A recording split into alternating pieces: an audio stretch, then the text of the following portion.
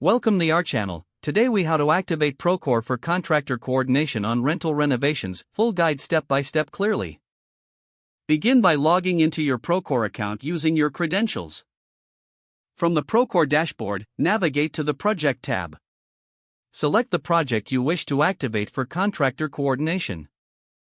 In the Project dashboard, find and click on the Integrations option from the left side menu.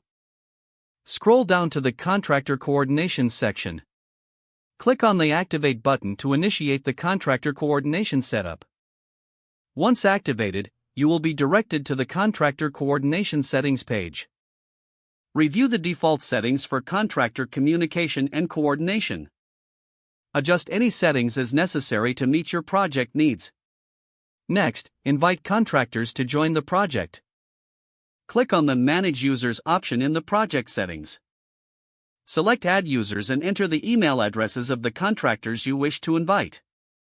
Assign appropriate roles and permissions for each contractor. After adding the contractors, send out the invitations. Monitor the User Management section to verify that contractors have accepted their invites. Once accepted, ensure all contractors complete their onboarding. This step may involve completing any required training or setup. Encourage contractors to familiarize themselves with the Procore interface. Proceed to create specific tasks related to the rental renovations. You can do this by navigating to the Tasks tab within the project.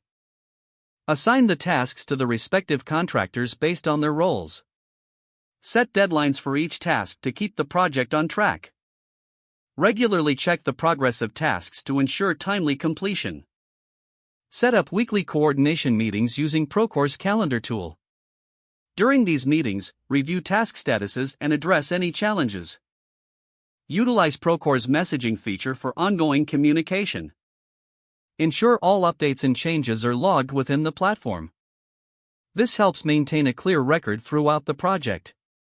Don't forget to like this video and subscribe to our channel for more step-by-step tech guides.